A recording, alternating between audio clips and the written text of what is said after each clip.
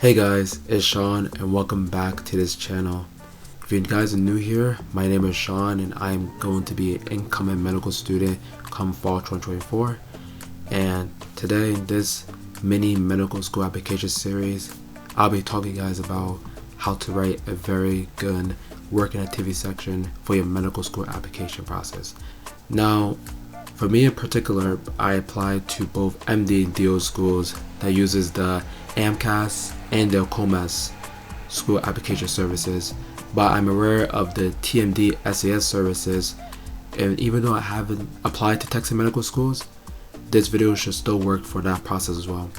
But before we get started on the video, I was initially going to make a personal statements video and how to write a good personal statement, but for my applicants that are currently applying to medical school, I feel like that video will kind of not be the best time to, have it out there, just due to some reason of you guys are probably focused on work activities or just finalizing applications at this point. But if you guys want me to either make a video on what my personal statement look like or how to write a good personal statement in terms of tips and advice, then definitely let me know. But with that being said, let's just jump right straight to the video. Alright, my first tip is before you even start on crafting your work and activities section, I want you to just sit down and reflect on all the experience you had with your work activities. So this could be anything from your extracurriculars to your leadership, research, work, even research, if I said that already, and everything that you did after high school and obviously right before you apply to medical school. Now, when you're sitting down reflecting on those experiences, I want you to reflect on experiences you actually made an impact on. So this means activities that you spend either a good amount of time with or an activity that you made some type of significant impact. You do not want to have activities that you don't really have an impact for, because it's not going to show schools who you are as a person or your personality at all, and schools will just see that as sort of fluff and unnecessary. So I think it's very important to have experiences that you actually have made an impact for and not include experiences that you didn't really do anything at all. Alright, my second tip is do not feel the need to fill out all 15 activities. I'm going to say it again. Do not feel the need to fill out all 15 activity slots. Now I'm talking about this turn of AMCAS and AACOMAS because I know those have a maximum of 15 experiences. Again, I'm not too sure about the TMD SAS process. Maybe it might be less or more, but either way, you don't want to fill up all your activity slots, or you don't have to fill up all your activity slots. Don't feel like you need to just because you need to get it completed or just want to have that satisfaction, I guess. But I will only fill in activities, again, that you showed a good amount of impact or that you serve a longer period of time on. So, for example, it's much better to only have 10 activities filled in that you made a much greater impact and that you can explain much more than 15 activities that you didn't really have an impact at all. So in this case, quality is always going to be over quantity. So it's very important to only have activities that, again, you made a significant impact and that you spend a good amount of time on. Alright, jumping right to my third tip is to follow the guidelines depending on what application service you used. Now, for AMCAS is around 700 characters if you have a non-meaningful activity, and it's around 1,325 characters if you have a meaningful activity or meaningful experience. For AACOMAS, there's no meaningful experience, so you only have a maximum of 600 characters, so slightly less than AMCAS. But the good thing about AMCAS AACOMAS is that you could basically use the same descriptions you use for each application. You just obviously gonna have to edit based on the amount of characters there are. Now, one thing I do know about for TMD SAS is that their character, I think it's 300 or 500 depending on what experience you have, but I'm not going to explain furthermore to that because I didn't apply to Texas public medical schools. The common lesson I pick up from the amount of characters each application process has is that every word matters. I say this because if you ever read an essay for anything, which I think everyone has, there's not really that much character to fill out, so you definitely want to make sure that whatever you're typing in is that it actually contributes to the activity you're doing. You do not want to have words or sentences that do not really make an impact on anything. So I think it's very important to make sure that whatever you're writing down is that it's actually contributing to that experience. Alright, my next tip is to have some type of coherent structure when making these working activities. Now there are probably a few ways you could do it, and I heard the most two common ways is to either have some type of more of a story, or just sort of just have responsibilities in what you did as a person in that organization. For me, I definitely read in more of an anecdote or story, and the way I did it was I usually had one sentence where I just quickly wrote the responsibilities I had in that particular position in the organization, and then once I made that sentence, then I had a pretty short anecdote about the experience I had that had a good impact on.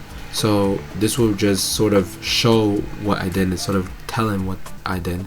And after that, I will usually put down the impact I had or the change that I made in the organization. And then from there, I will finally put the lesson learned in that experience.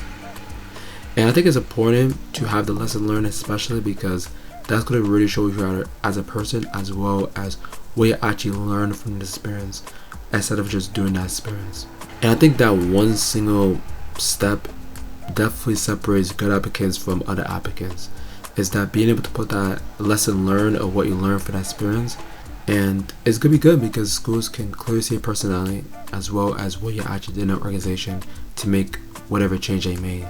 Now for the AMCAS application, if you have more of a meaningful experience, you can basically have the same thing that you did with a non-meaningful experience. It's just that this time you want to show the personal growth you had in the organization, as well as why that can make you a good physician. And this is again important because school can see your motivation towards medicine, as well as how much you grew from when you first joined to where you are currently. And of course you could try other structures, but this is what worked for me. And so definitely what I would say is maybe you can write down an experience one way and a right experience the other way, and then just see which one best captures your story and best explains what you learned from that experience.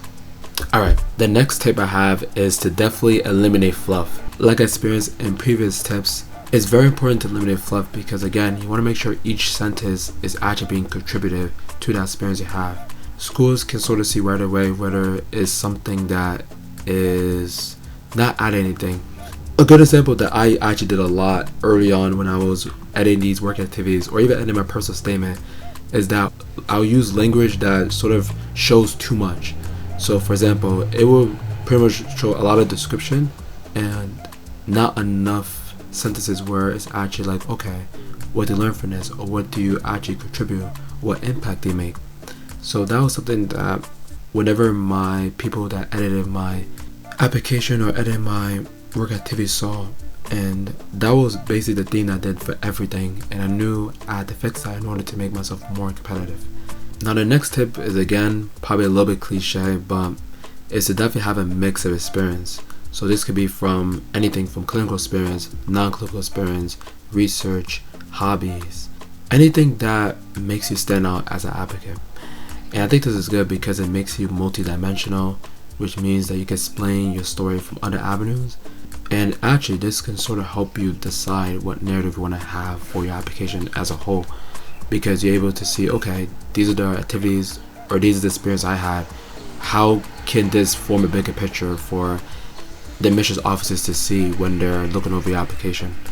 And so I also like this too because you're able to, or not able, but you're able to show your personality more. So again, this allows the schools to see you for you and not you for anyone else. And lastly, it definitely avoids you from being a cookie cutter applicant. And cookie cutter means that you're basically filling in a box or checking off the boxes in order to just get the application done. And again, it's way too competitive to be a cookie cutter applicant because there's just so many applicants you're going up against, and you just need a way so you can stand out from other applicants so that you can ultimately get into medical school. This perfectly goes into my next tip, which is basically to try your best to connect that narrative you thought about when you start the application to your work and activities. So again, school is going to want a unique applicant that can actually clearly contribute to their school. And so you want to be able to have a narrative that stands out from other applicants. And the question we're asking is, how can you fit your experiences, or how can your experiences fit into that particular school? So this actually is helpful because when you have that narrative, you're going to be able to see, okay, which schools should you be applying to that will not only fit with those schools, but also be able to fit in and contribute to whatever narrative or contribute to whatever mission that school has. So my application was a pretty mentorship and serving underserved area kind of focus more. So the majority of schools I applied to either made an emphasis of working with underserved populations, or they had a lot of activities where they had mentorship opportunities like pipeline programs, or just a different amount of extracurriculars that you're serving with other organizations or other companies. My last tip is proofread. Proofread, proofread, proofread. I think this is definitely one of the most important steps because, again, just like your personal statement and everything that's part of your primary application, once it's submitted, you cannot go back.